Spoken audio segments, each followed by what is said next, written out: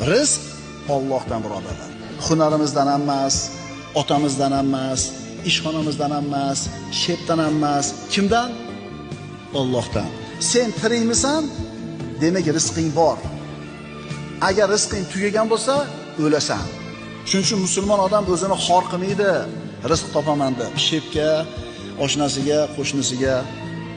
Meni rizqim Allohning qo'lida. Seni ishxonangda ishlamasam, boshqa yerdan Alloh rizqini yetkazaveradi deydi. Agar iymoni komil bo'lsa, rizqini Allohdanligiga.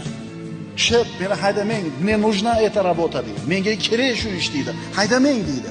Alloh taolo rizqni bitta eshigini yopib qo'ysa, boshqasini albatta ochadi. Chunki siz tirikmisiz?